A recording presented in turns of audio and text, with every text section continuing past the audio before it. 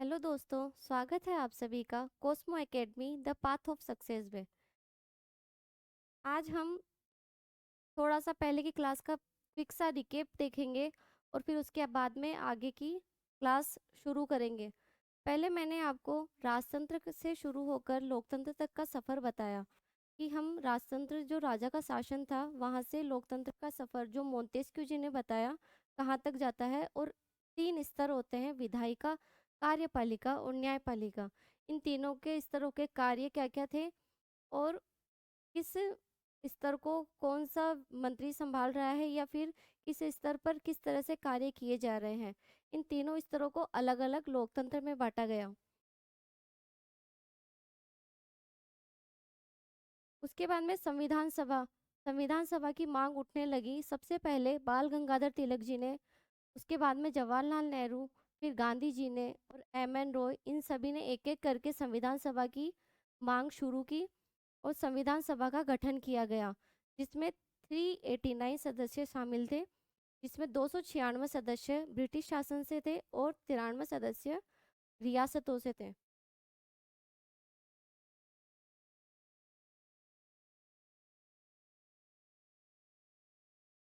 सदस्य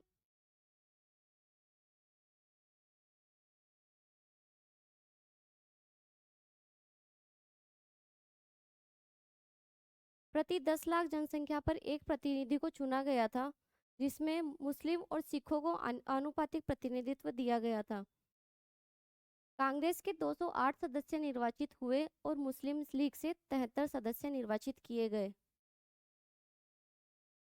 हमारी राजस्थान से 10 सीटें हमारे राजस्थान में 10 सीटें दी गई थी, जिसमें जयपुर से 3, जोधपुर और उदयपुर से 2-2 सीट, अलवर, बीकानेर और कोटा से एक एक सीट अलॉट करी गई। संविधान सभा की 3 बैठकें करी गई, जिसमें सबसे पहले सच्चिदानंद सिन्हा जी को अस्थायी अध्यक्ष बनाया गया। अस्थायी अध्यक्ष इसलिए आप कह सकते हैं क्योंकि वो सबसे वरिष्ठतम सदस्य थे। उस समय संविधान सभा रूटीन में नहीं आई थी या फिर अध्यक्ष निर्वाचित नहीं किए गए थे, इसलिए उन्हें अस्थायी अध्यक्ष घोषित किया गया। दूसरी बैठक में डॉक्टर राजेंद्र प्रसाद जी को अध्यक्ष निर्वाचित किया गया। H.C. मुखर्जी को उपाध्यक्ष बनाया गया। P.N. राव को संवैधानिक सलाहकार थे। ये संविधान सभा के सदस्य नहीं थे। संविधान सभा के सदस्य नहीं होते हुए भी इन्हें सलाहकार घोषित किया गया था। संविधान सभा की तीसरी बैठक जो 13 दिसंबर 1946 को होती है, उसमें जवाहरलाल नेहरू जी ने उद्देश्य प्रस्ताव पेश किया। इस उद्देश्य प्रस्ताव को संविधान की मार्गदर्शिका कहा जाता है और संविधान का दर्शन, जो भी हमारे संविधान में आर्टिकल दिए गए या फिर समानता या न्याय की बातें करी गई है, वो उद्देश्य प्रस्ताव से ली गई है। संविधान सभा की समितियां हमने देख ली, 7 समितियां थी और इनके अलग अलग अध्यक्ष अध्यक्ष थे। सातवीं समिति प्रारूप समिति थी, जिसने संविधान संविधान का अंतिम प्रारूप तैयार किया था।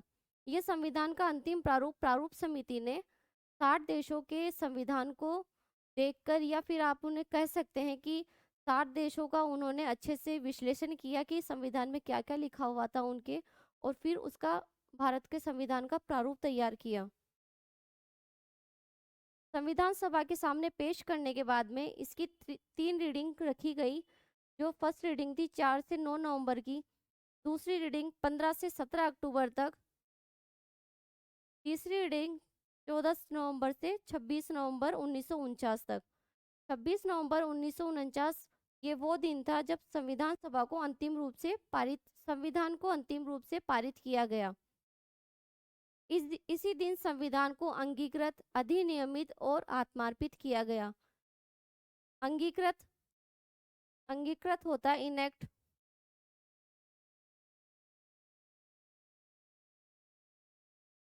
अडॉप्ट किया गया,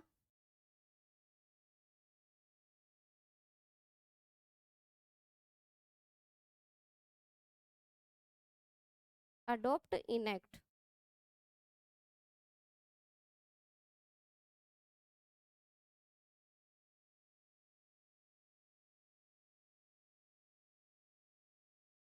सेल्फ टू गिवन, आत्मार्पित। इस समय हमारे संविधान को 26 नवंबर 1949 को अंगीकृत, अडोप्ट, इनैक्ट, अधिनियमित और आत्मार्पित, स्वयं के लोगों को आत्मार्पित किया गया। संविधान सभा में 284 जो संविधान सभा में सदस्य थे, 284 सदस्य, उन्होंने संविधान पर हस्ताक्षर किए थे।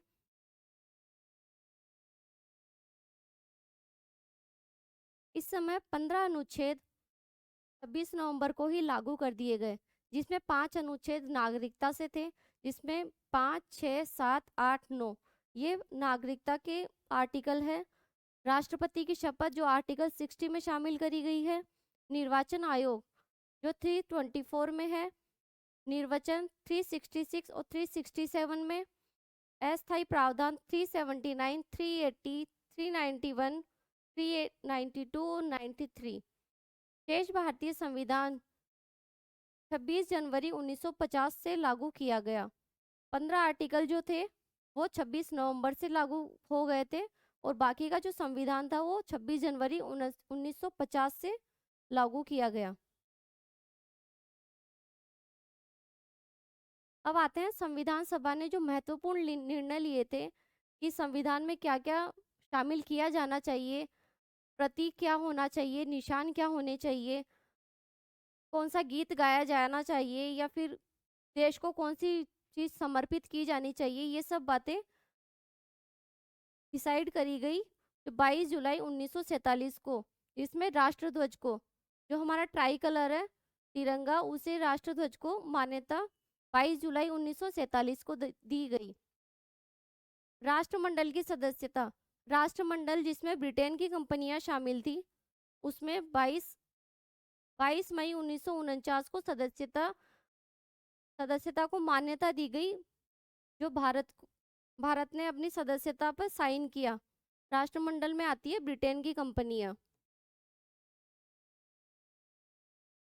इसमें भारत को सदस्य बनाया गया 22 मई 1949 को। 24 जनवरी 1950 को राष्ट्रगान जो हमारा जनगण मन उसे मान्यता दी गई। राष्ट्रगीत वंदे मातरम 24 जनवरी 1950 को इन सभी को मान्यता दी गई। डॉक्टर राजेंद्र प्रसाद जी को पहला राष्ट्रपति निर्वाचित किया गया। इसी दिन संविधान सभा की अंतिम बैठक थी और संविधान सभा ने स्वयं को भंग कर लिया था। संविधान सभा तो भंग हो गई थी, लेकिन विधायिका के रूप में उन्होंने 1952 तक कार्य किया था। विधायिका के रूप में 1952 तक संविधान सभा कार्य करती रही, या आप कह सकते हैं कि विधान या कानून बनाती रही, संसद के रूप में कार्य करती रही। एक हमारा क्विक सा रिकेप था। आज हम आगे संविधान के स्रोत पढ़ेंगे। हमने हमारा संविधान कहाँ से लिया है, किन किन देशों से कौन कौन से आर्टिकल लिए हैं, या फिर आप कह सकते हैं कि किस देश से कौन सी जो हमें हमारे भारत देश पर लागू हो सके। आपको पता है हमारा देश सांस्कृतिक देश है। इसमें बहुत सी जनजातियां और बहुत से लोग, अलग अलग लोग रहते हैं। देशों, अलग अलग भाषा के, जाति के, अलग अलग धर्म को मानने वाले, उसी के अकॉर्डिंग संविधान के जो भाग थे उनको अपनाया गया। प्रारूप समिति ने 60 देशों का संविधान का अध्ययन किया। उनके जो उपाय थे उनको ग्रहण करके संविधान की रचना की। हमारे संविधान का सबसे महत्वपूर्ण स्रोत है भारत सरकार अधिनियम 1935। इससे हमने 2/3 प्रावधान इसी से भारत सरकार अधिनियम से हमने लिए हैं 2/3 प्रावधान।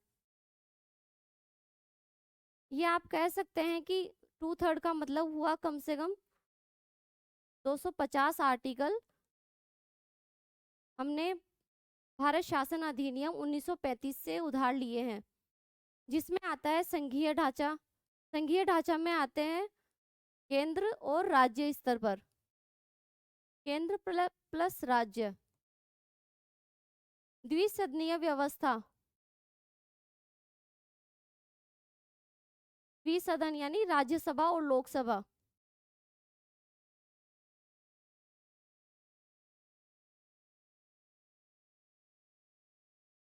प्रांतों को स्वायत्तता, कि प्रांतों को कितनी स्वायत्तता दी जाएगी, राज्यों में राज्यपाल की नियुक्ति, हर राज्य में मुख्यमंत्री के साथ साथ एक राज्यपाल की भी नियुक्ति करी जाती है, और ये हमने भारत शासन अधिनियम से लिया है। राज्यपाल को क्या वीटो शक्ति प्राप्त होगी? राज्यपाल को और राज्यपाल को कौन कौन सी 5 वीटो शक्ति होती है जो राज्यपाल को प्राप्त होती है? इसमें लोक सेवा आयोग, राज्य और संघ के दोनों लोक सेवा आयोग को इसमें शामिल किया गया है। जनजातीय क्षेत्रों के लिए विशेष प्रावधान, कौन से प्रावधान जो जनजातीय क्षेत्रों के लिए इसमें शामिल करे गए हैं? आपातकालीन प्रावधान, किसी भी देश में कोई भी परेशानी आती है बाह्य रूप से या आंतरिक रूप से, तो राष्ट्रपति जी को या फिर राज्यपाल को कौन कौन सी शक्तियां प्राप्त होती है, ये आपातकालीन प्रावधान में दिया गया है। न्यायपालिका, जिसमें सुप्रीम कोर्ट और हाई कोर्ट आते हैं। समवर्ती सूची, समवर्ती सूची के सभी नियम केंद्र को दिए गए हैं। 3 सूची होती है, केंद्रीय सूची, संघ सूची, राज्य सूची और समवर्ती सूची। इसमें समवर्ती सूची या अवशिष्ट शक्तियां होती है जो केंद्र को दी जाती है। कैग, महालेखा परिषद, ब्रिटेन, जिसके अंडर भारत कई दिनों से डोमिनियन शासन रहा था, उससे हमने संसदीय शासन व्यवस्था, संसद ही सर्वोच्च है, ये हमने ब्रिटेन से संसद की सर्वोच्चता को ब्रिटेन से अपनाया है। द्विसदनीय व्यवस्था, हमने पीछे भी देखा कि इसमें द्विसदनीय व्यवस्था थी जो राज्यसभा और लोकसभा में विभाजित है। द्विसदनीय व्यवस्था हमने ब्रिटेन से भी उधार ली है। मंत्रिपरिषद का निम्न सदन के प्रति सामूहिक उत्तरदायित्व होगा। मंत्रिपरिषद जो होती है जिसमें सभी मंत्री एक साथ शामिल होते हैं, निम्न सदन होता है, लोकसभा को निम्न सदन कहा जाता है, और मंत्रिपरिषद लोकसभा के प्रति उत्तरदायी होती है। मंत्रिमंडलीय व्यवस्था, विधायी प्रक्रिया, किस तरह से कौन से कानून बनाए जाएंगे, ये सभी विधायी प्रक्रिया में शामिल होते हैं। एकल नागरिकता, हमारे भारत में सिर्फ एकल नागरिकता दी जाती है। अमेरिका में 2 नागरिकता प्राप्त होती है, देश की अलग होती है और राज्यों की अलग होती है। रिट जारी करना, ये सुप्रीम कोर्ट और हाई कोर्ट की शक्तियां हैं। 5 तरह की रिट जारी करी जाती है। विधि के समक्ष समता, विधि के समक्ष समता का मतलब ये होता है कि कोई भी व्यक्ति होगा वो कानून सभी के लिए समान होगा, चाहे उसने किसी भी तरह का गुनाह किया हो या अपराध किया हो। आप ये कह सकते हैं चाहे वो कोई बड़ा आदमी हो या फिर गरीब हो, उन सब के लिए कानून के सामने उसका समान निवारण किया जाएगा। विधि के द्वारा स्थापित प्रक्रिया, कानून के द्वारा जो स्थापित कर दिया गया है या कानून बना दिए गए हैं वो सभी पर एक समान तरीके से लागू किए जाएंगे। फर्स्ट पास्ट द पोस्ट नियम, अग्रता ही विजेता।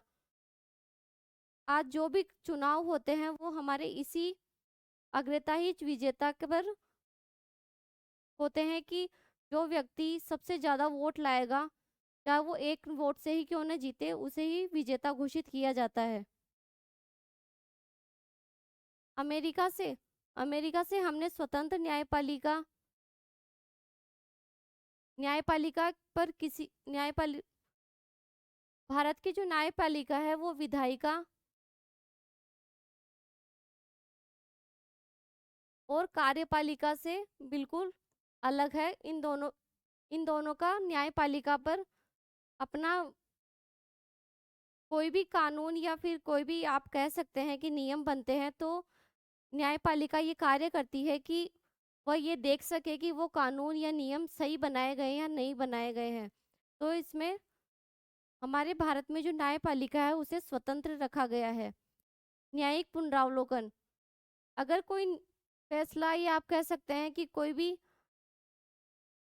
फैसला जो गलत सुना दिया गया है या किसी के फेवर में चला गया है तो उसका पुनरावलोकन कराने के लिए अगर हाई कोर्ट में कोई फैसला हुआ है तो हम सुप्रीम कोर्ट में जा सकते हैं। पीआईएल जनहित याचिका, सुप्रीम कोर्ट और हाई कोर्ट के न्यायाधीशों को हटाने की प्रक्रिया।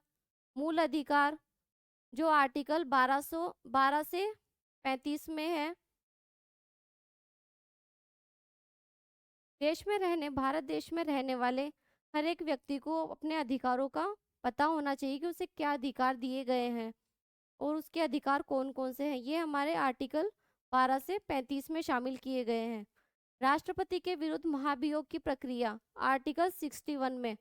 हमने पहले अभी देखा था कि आर्टिकल 60 में राष्ट्रपति का चयन किया गया है और उस पर उसी के बाद में महाभियोग की प्रक्रिया आर्टिकल 61 में शामिल करी गई है। विधि का समान संरक्षण, सभी व्यक्तियों के लिए विधि यानी कानून समान रहेगा। विधि की सम्यक प्रक्रिया, उपराष्ट्रपति का पद, राष्ट्रपति के बाद में उपराष्ट्रपति का ही पद सबसे बड़ा माना जाता है। प्रस्तावना की पहली पंक्ति, प्रस्तावना की पहली पंक्ति जो लिखा हुआ है हम भारत के लोग, ये हमने अमेरिका से ली है।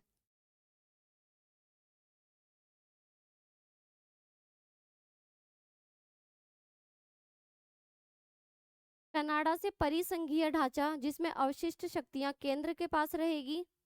3 प्रकार की शक्तियां होती है, संघ की, राज्य की और अवशिष्ट शक्ति। और ये अवशिष्ट शक्तियां केंद्र को दी गई है।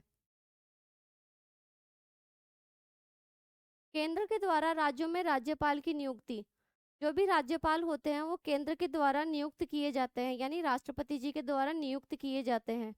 एससी के परामर्श देने की शक्ति, सुप्रीम कोर्ट राष्ट्रपति को किसी भी फैसले पर अपनी परामर्श देने की जो शक्ति है उसका प्रयोग कर सकते हैं। ये हमने कनाडा से लिया है। आयरलैंड से डीपीएसपी,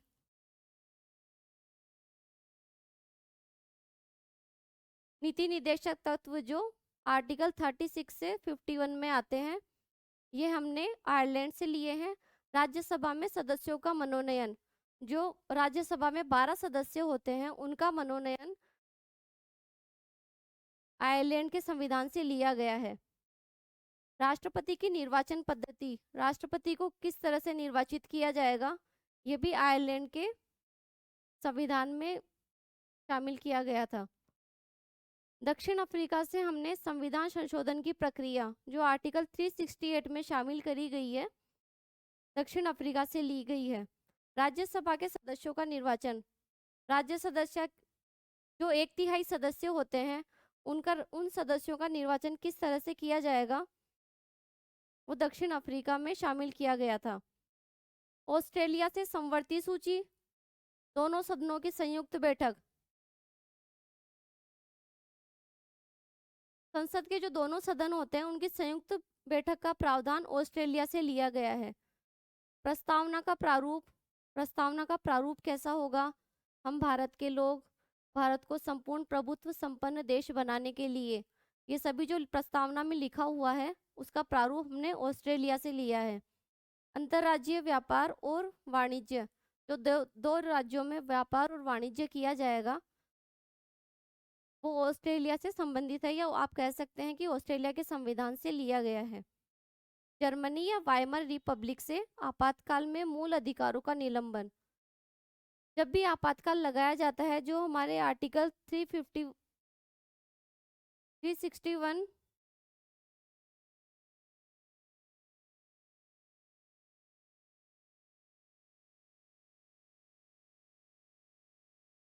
आर्टिकल 351 प्लस 356 तक है आपातकाल। ये राष्ट्रपति जी से संबंधित है और ये जर्मनी से लिए गए हैं कि हमारे मूल अधिकार आपातकाल के दौरान निलंबित किए जा सकते हैं। फ्रांस से हमने गणराज्य, स्वतंत्रता, समानता और बंधुता जैसे शब्द लिए हैं। रूस से मूल कर्तव्य, एक भारतीय के मूल कर्तव्य क्या क्या होने चाहिए, ये हमने रूस से लिए हैं। और सामाजिक, आर्थिक और राजनीतिक न्याय, तीन तरह का न्याय मिलता है जिसमें सामाजिक, आर्थिक और राजनीतिक न्याय को शामिल किया जाता है। ये हमने रूस से लिया है। जापान से विधि के द्वारा स्थापित प्रक्रिया, जो भी सुप्रीम कोर्ट या हाई कोर्ट के द्वारा कानून बनाए जाएंगे, विधि बनाई जाएगी, या बोल सकते हैं कानून पे फैसले दिए जाएंगे, वो सभी के विधि के द्वारा स्थापित प्रक्रिया के अनुसार किए जाएंगे, या संविधान में जो प्रक्रिया लिखी हुई होगी उसके अनुसार ही स्थापित किए जाएंगे। ये हो गए हमारे संविधान में शामिल किए गए तत्व, जो हमने अलग अलग 11 देशों से लिए हैं, जिसके अंदर भारत शासन अधिनियम से हमने लगभग 2/3 प्रावधान शामिल किए हैं। अब देखते हैं हम हमारी प्रस्तावना।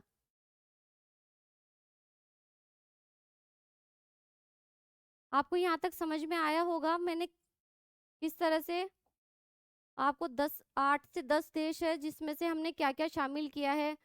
समवर्ती सूची, दोनों सदनों की संयुक्त बैठक, केंद्र के द्वारा राज्यों में राज्यपाल की नियुक्ति, निदेशक तत्व, मूल अधिकार, या फिर कैग, परिसंघ का ढांचा, ये सब हमने अलग अलग देशों से, जो भी हमारे प्रारूप समिति ने जो ढांचा तैयार किया, या आप कह सकते हैं कि प्रारूप तैयार किया, वो अलग अलग 60 देशों के संविधान को देखकर ही हमारा संविधान का प्रारूप तैयार किया गया है। और वो आपके सामने अभी मैंने आपको पढ़ाया है कि कौन कौन से संविधान में जो तत्व है वो शामिल किए गए हैं। आज की क्लास हम यहीं तक रखेंगे, मिलते हैं नेक्स्ट क्लास में। उससे पहले